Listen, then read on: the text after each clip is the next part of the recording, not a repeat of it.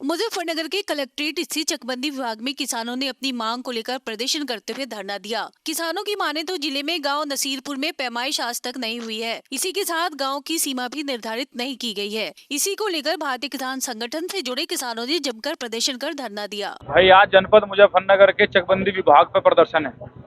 चकबंदी विभाग ने ये हाल कर रखा, जनपद मुजफ्फरनगर के लगभग 10 गाँव में चकबंदी चल रही।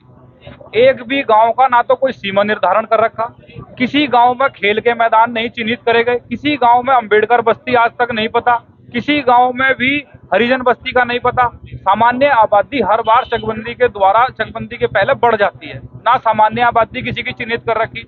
लोगों के चक आज तक नहीं मिले। गांव में चकबंदी चलते चलते 15 साल 20-20 साल हो चुके, लेकिन लोगों को अपने खेत ही नहीं मिले।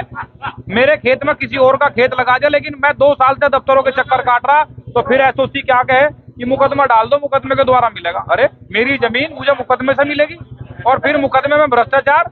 चकबंदी का भ्रष्टाचार किसी से नहीं छुपा, चाहे इनका लेखपाल हो, चाहे इनका कानूगो हो, चाहे इनका एसीओ हो।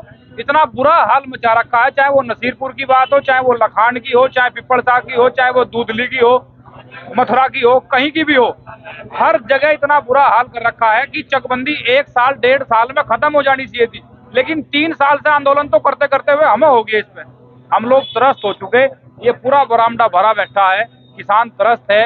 इस चकबंदी विभाग ने ये हाल कर दिया कि लोगों पे अपनी फसल उगाने के लिए जमीन नहीं मिल रही। हमारी सरसों की फसल निकल चुकी, हमें जमीन नहीं मिली।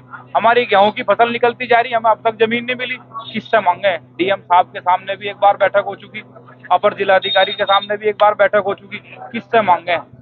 अपनी जमीन आज हम यहाँ से लेकर जाएंगे। अपने अपने जो हमारे गांव की छूट की जमीन है, हमें खाद के गड्ढों का नहीं पता, हमारे खलिहानों का नहीं पता लगन दिया इन्होंने कहाँ है। स्कूलों की जमीन है वो दबी पड़ी है, उसका नहीं पता।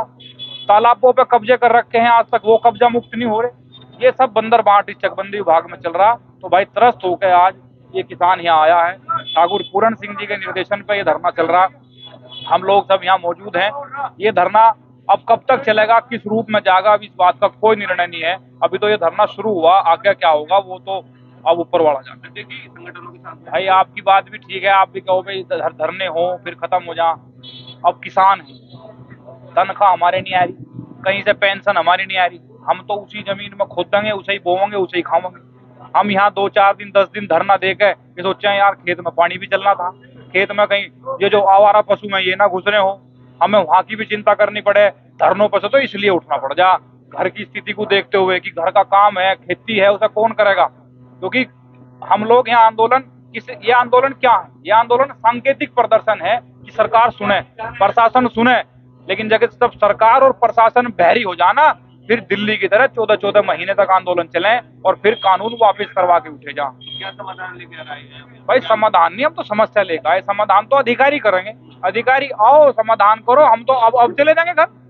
हमें यहाँ ठंड में बैठने में शौक चढ़ रहा, जहाँ माइनस में पारा चल रहा, 2 डिग्री सेल्सियस 4 डिग्री सेल्सियस है। यहाँ किसान पड़ेगा, रात को यहाँ रहेगा, तो अधिकारियों को सोचना चाहिए। अनिश्चितकालीन का भी रूप ले सकता है। अधिकारियों के फोन आ रहे हैं, हमने कह दी भाई आ जाओ, यहाँ समस्या सुन लो, समाधान कर दो। समाधान हो जाएगा तो उठ जाएंगे, नहीं तो अनिश्चित काल पे बैठ जाएंगे। क्या हो गया?